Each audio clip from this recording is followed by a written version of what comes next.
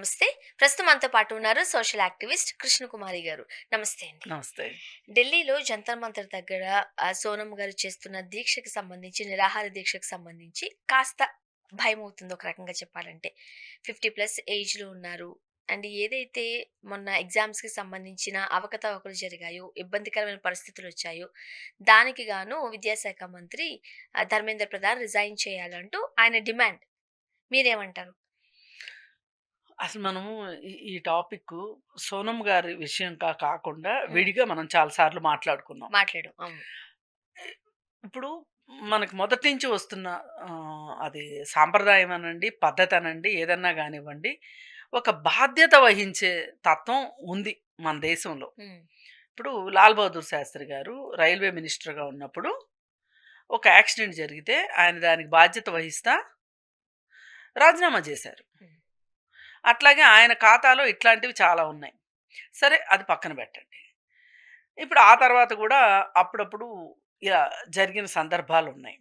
అయితే ఇప్పుడు హ్మ్, మన విద్యాశాఖ మంత్రి ధర్మేంద్ర ప్రధాన్ ఎవరైతే ఉన్నారో, మామూలుగా అయితే మన మన దేశంలో ఒక ఇద్దరు, ముగ్గురు మంత్రులు సంబంధించి తప్పితే మిగతా మంత్రుల గురించి ఎక్కడా వినిపించవు. అవును.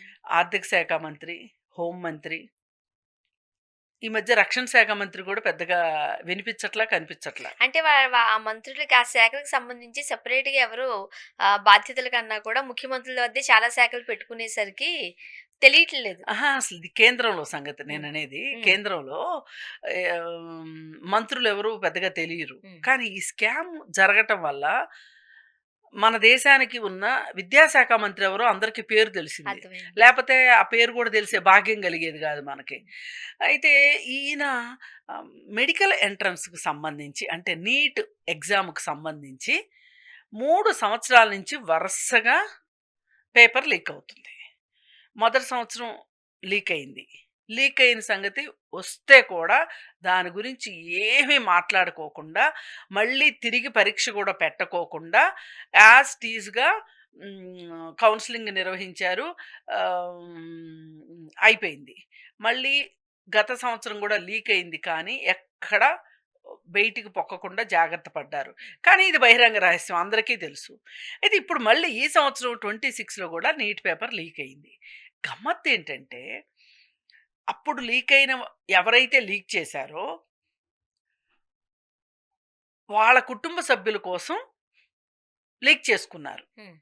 అలాగే వాళ్ళకి బాగా నియర్ అండ్ డియర్ వాళ్ళకి కూడా పేపర్‌లిచ్చారు.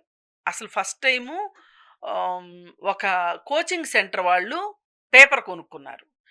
అదే కోచింగ్ సెంటర్ నుంచి పరీక్ష రాసిన వాళ్ళు చాలామంది ఎంత అంటే హ్మ్, 740 మార్కులకి 740 గూడా వచ్చిన సందర్భం. మామూలుగా అయితే రాదు. అలా వచ్చింది. సరే అలా మన ప్రభుత్వానికి చీమ కుట్ల. దీన్ని అదునుగా తీసుకొని రెండోసారి ఈ పేపర్‌లు సెట్ చేసేవాళ్ళు వాళ్ళ ఫ్యామిలీలో వాళ్ళ కోసం అని చెప్పి పేపర్ లీక్ చేసుకున్నారు. హ్మ్. ఇందులో లెక్చరర్స్ ఉన్నారు. అవును. ఆహ్, మళ్ళీ ఈ సంవత్సరం గూడా అలాగే జరిగింది. జరిగితే ఈ ఈ సంవత్సరం కొంచెం జనాలు బాగా ఎక్కువగా తిరగబడేసరికి పేపరు ఎగ్జామ్‌ని రద్దు చేశారు.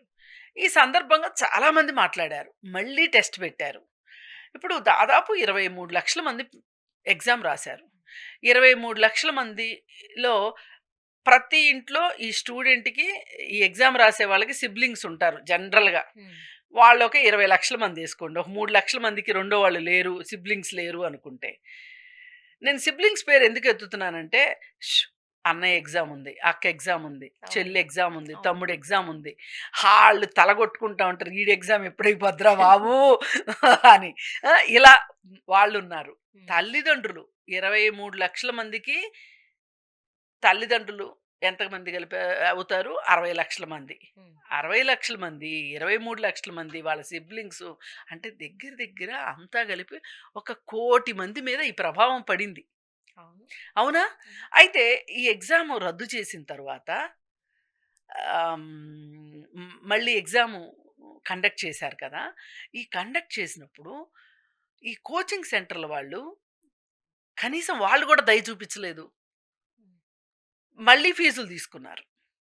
మళ్ళీ ఈళ్ళు హాస్టల్స్‌కి పోయారు. హ్మ్. కోచింగ్ సెంటర్‌లకు పరిగెట్టారు. అయిపోయింది. ఎగ్జామ్ అయిపోయింది. దీని గురించి జవాబుదారీతనం అవసరం లేదా అని చెప్పి చాలామంది సోషల్ మీడియాలో, ఆన్‌లైన్‌లో వాళ్ళ గొంతుకలిప్పారు గానీ, ప్రభుత్వానికి చీమ కుట్టినట్లేదు. సరే కరెక్ట్ ఇదే సమయంలో సుప్రీంకోర్టు న్యాయమూర్తి ఆహ్, ఈ పని పాట లేని నిరుద్యోగులు, కాక్రోజులు ఇయన్నీ మాట్లాడారు గదా! మాట్లాడేసరికి ఈ ఇది దూప్కే అనే అతనికి కోపమొచ్చి అతను హ్మ్.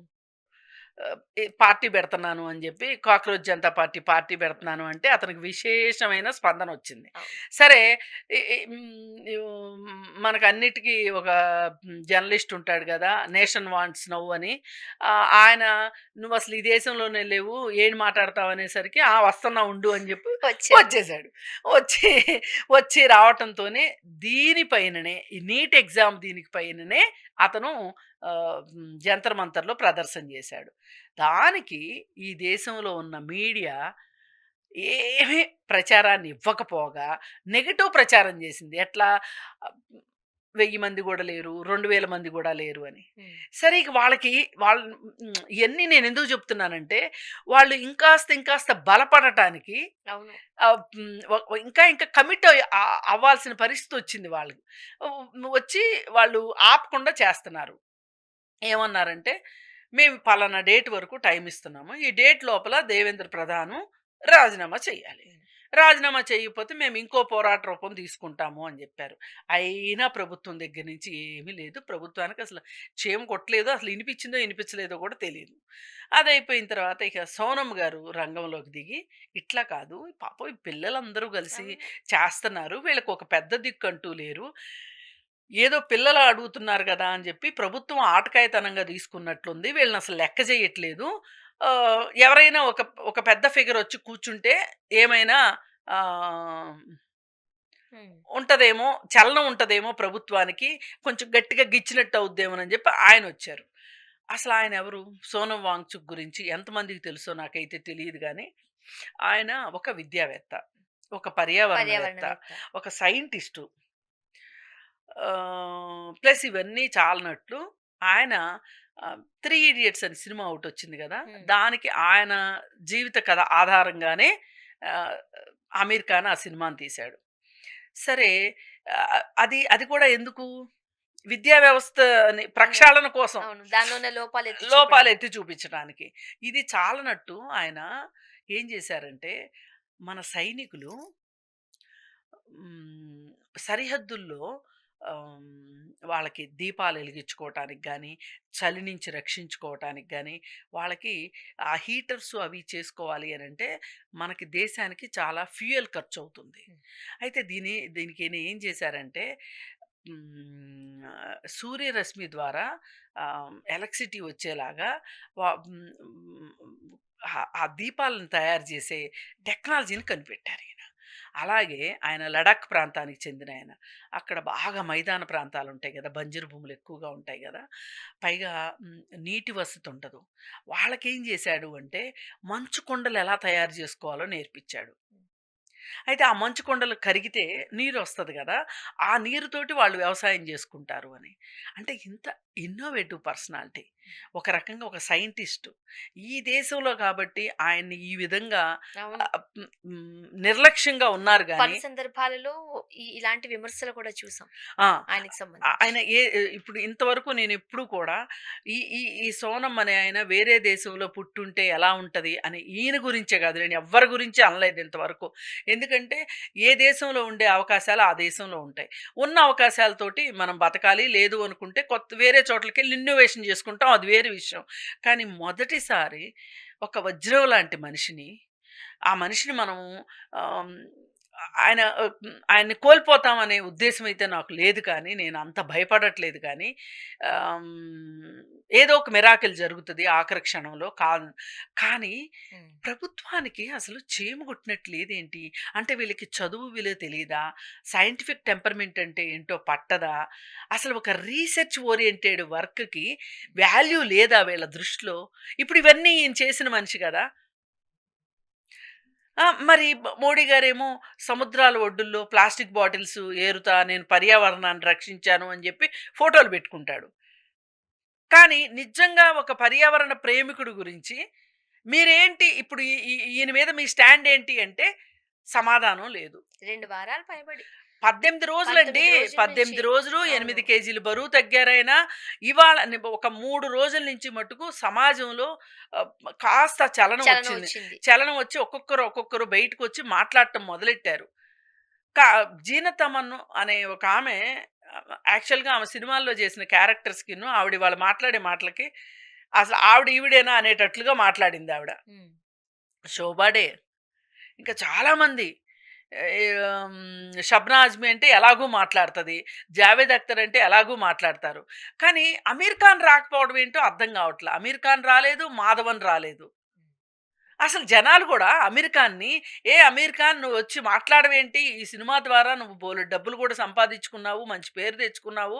ఇప్పుడు ఆయన అలా నిరాహార దీక్ష చేస్తుంటే ఏంటి?" అని అడక్కోకుండా ఆయనేమని అడుగుతున్నారు? "నీకు ఈ వయసులో మూడో పెళ్లి అవసరమా?" అని అడుగుతున్నారు. అమీర్ ఖాన్ మూడో పెళ్లి అవసరమా అనే ఒక ప్రశ్న ఇంపార్టెంటా? సోనమ్ గారిని కాపాడుకోవటము, సోనం గారు ఏ ఏ దేనికోసం ఈ నిరాహార దీక్ష చేస్తున్నారో అనేది ఇంపార్టెంటా? అసలు మనుషులు ఎలా అక్కడికి ఆగిపోయారు. ఎలా తయ ఆ! ఆగిపోయారు. అక్కడికి ఆగిపోయారు. ఆగిపోరు ఈళ్ళు. వెనక్కి నడుస్తారిప్పుడు. హ్మ్. ఆగిపోయినా పర్లేదు. ముందుకు నడవకపోయినా, ఆగిపోయినా కూడా పర్లేదు నా దృష్టిలో. వెనక్కెళ్ళకుండా ఉంటే చాలు. ఇప్పుడు వీళ్ళంతా వెనక్కి నడుస్తున్నారు. చూడాలి. కాస్త ఇప్పటికైతే ప్రభుత్వం స్పందిస్తదేమో అని చూస్తున్నారు. అండ్ కోర్ట్ కూడా చెప్పింది అది కొంచెం ఇది ఆయన చేయమని. వీక్ అవుతున్నారు అవును. జాగ్రత్త అని. ఒక్కటైతే వాస్తవం అండి. ఇవాళ వాళ్ళు ఏ కారణంతో అడుగుతున్నారో సోనమ్ గారు దేనికి నిరాహార దీక్ష చేస్తున్నారో అనేది అందరికీ తెలిసిన విషయమే. అది ప్రభుత్వం గూడా గుర్తించి, అసలు ఆయన దగ్గరికి ఒక ఒక ప్రభుత్వం తరఫు నుంచి ఒక ప్రతినిధిని పంపాలి. హ్మ్. అసలు ఏమండి ఒక మినిస్టరు రిజైన్ చేస్తే ఏమన్నా కిరీటాలు కూలి కింద పడిపోతాయా? అయ్యో! ఊడిపోతాయా కిరీటాలు? ఏమవుతది? అంటే ఈ ప్రభుత్వం ప్రతిష్టకి ఏమవుతదని? ఎందుకు రిజైన్ చేయడసలు ధర్మేంద్ర ప్రధాను? నిజంగా ఆయన సమర్థవంతంగా పరిపాలిస్తే అంటే ఆయన శాఖను ఆయన నిర్వహిస్తే 3 సంవత్సరాలు ఒకే పరీక్ష ఎట్లా లీక్ అవుతది. ఇదొక్కటే కాదు. గత 12 సంవత్సరాల నుంచి దాదాపు నేను లెక్క మర్చిపోయాను గానీ ఎన్నో ఎగ్జామ్స్ లీక్ అయినాయంట. కాకపోతే ఆ అన్ని ఎగ్జామ్స్‌కిను నీట్‌కి చాలా డిఫరెన్స్ ఉంది. హ్మ్. అందుకోసం అని జెప్పి ఈ నీట్ గురించి ఎగ్జామ్ ఏదైనా ఒకటే నేను కాదనట్లా. కానీ నీట్ నేను చెప్పాను గదా! 1,00,00,000 మంది ప్రజలు ఎఫెక్ట్ అయ్యారు దీని మీద. డైరెక్ట్‌గా, ఇండైరెక్ట్‌గా. డైరెక్ట్‌గా 1,00,00,000 మంది. హ్మ్. మరిప్పుడు నెక్స్ట్ ఇయర్ పరీక్ష రాద్దాం అనుకునే వాళ్ళకి పైగా 20 మంది ప్రాణాలు కోల్పోయారు. పరీక్ష రాద్దాం అనుకునే వాళ్ళకి ఎలా ఉంటది? అయితే గమ్మత్తేంటి అంటే అసలు శ్రీశ్రీ ఒకప్పుడు అన్నారు. కట్టుకథకి, పెట్టుబడికి పుట్టిన విషపుత్రిక ఈ పత్రికలు అని జెప్పి. హ్మ్. ఆయన ఉన్నప్పుడు ఈ సోషల్ మీడియా లేదు గదా! ఉంటే ఇంకెంత బాగా రాసేవారో. ఇవాళ సోషల్ మీడియాలో నేను ఒక ఆమె మాట్లాడుతుందండి. అక్కడికి చాలామంది కార్యకర్తలొస్తున్నారు. వాలంటీర్స్ వాళ్ళందరూ ఉంటున్నారు.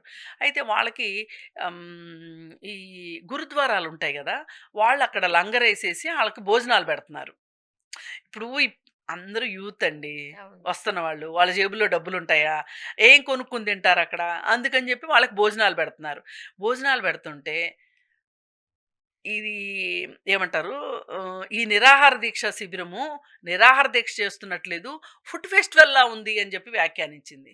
మరి వీ వీ వీళ్ళు నిజంగా వాళ్ళ భావజాలం ప్రకారం వాళ్ళకి స్వర్గం, నరకం ఉంటాయి. హ్మ్.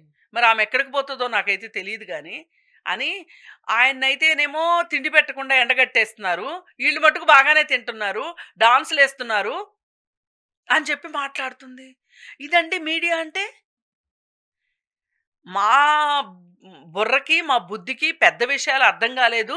అలాంటి విషయాల్లో నోరు మూసుకొని కూర్చుందాం సైలెంట్‌గా అనన్నా ఉండాలి. హ్మ్. లేదు స్పందించదలుచుకుంటే స్పందించనన్నా స్పందించాలి. ఇలాంటి వంకర టింకర మాటలా మాట్లాడేది? చూద్దాం. మరి కాలం ఏం సమాధానం చెప్తుందో అది కూడా చూద్దాము. ఏది ఏమైనా మనందరి లక్ష్యం ఏంటి అంటే, మనం ఇంతసేపు మన ఉక్రోషం ఏంటి అంటే, సోనమ్ గారు లాంటి ఒక గొప్ప వ్యక్తిని, ఈ దేశం కోసం ఆలోచించే వ్యక్తిని మనం కాపాడుకోవాలి అనేది. ఇ ఇ అ అది కూడా అండి, అసలు ఇంత జరుగుతూ ఉంటే సభ్య సమాజం నుంచి పెద్దగా స్పందన అవును. కనిపించట్లేదు. చాలా మందికి తెలీదు ఈ విషయం గూడా. అసలు అది కూడా కాదండి. ఇన్ని రాజకీయ పార్టీలున్నాయి గదా! కాంగ్రెస్ పార్టీకి దేశమంతా శాఖలున్నాయి గదా! అసలు పార్టీ ఎక్కడికక్కడ ప్రదర్శనలు నిర్వహించటము, సభలు పెట్టటము, సంఘీభావంగా వీళ్ళు కూడా రిలే నిరాహార దీక్షలు చెయ్యటము, దేశమంతా ఇట్లాంటి ఒక ఉప్పెన లాంటి ఒక ఓ రకంగా చెప్పాలంటే కాంగ్రెస్ పార్టీకి చాలా అవకాశాలొస్తున్నాయి. అహా! వాడుకోవట్లేదు. చ ఒక కార్యాచరణకి ఇది ఒక మంచి అదే అవకాశం. అంటున్నా. వాడుకోవట్లేదు అసలు కాంగ్రెస్ పార్టీ. బీజేపీ కూడా చేతులారా అవకాశాన్ని తనకొచ్చిన అవకాశాన్ని జార విడుచుకుంటుందా హ్మ్. అనిపిస్తుంది. ఒక్క కాంగ్రెస్ పార్టీయే లేదుగా దేశంలో, ఇంకా వేరే పార్టీలు కూడా ఉన్నాయి గదా! ప్రాంతీయ పార్టీలున్నయి, ఈ కమ్యూనిస్ట్ పార్టీలున్నాయి. ఎవ్వరూ కూడా ఒక స్టేట్మెంట్ ఇచ్చి వదిలేస్తున్నారు తప్పితే, హ్మ్. అసలు ఆయనకి సంఘీభావంగా రిలే నిరాహార దీక్ష చేపట్టడం పెద్ద తప్పే కాదు. ఆవశ్యకమైన విషయం. అసలిక్కడ ఇందిరా పార్క్ దగ్గర ఈ పాటికి స్టార్ట్ చేసుంటే, హైదరాబాద్ ఒక పెద్ద స్పార్క్ ప్లేసు. మరి ఆహ్, కొంతమందినైతే ఒకప్పుడు గొంతులు చించుకుని మాట్లాడిన వాళ్ళు కూడా, మా మీద ఈడీ రైడులు జరుగుతాయో, మా మీద ఏం జరుగుతాయోనని జెప్పి, ఎవరికి వాళ్ళు కనీసం ఇప్పుడు అమితాబ్ బచ్చన్ లాంటి వాళ్ళు హ్మ్. అప్పుడు డాలర్‌కి రూపాయి విలువ పడిపోతుంది అని జెప్పి, రూపాయి పతనం అవుతుంది అని జెప్పి మాట్లాడిన వాళ్ళు వీళ్ళందరూ. అసలిప్పుడు మాట్లాడట్లేదేంటో? చూద్దాం. ఏది ఏమైనా ఒక దురదృష్టకరమైన పరిస్థితి ఉంది. దీని నుంచి మటుకు ఒక ఆశ కోసం మాట్లాడుకుంటున్నాం మనం. థాంక్ యూ అండి. థాంక్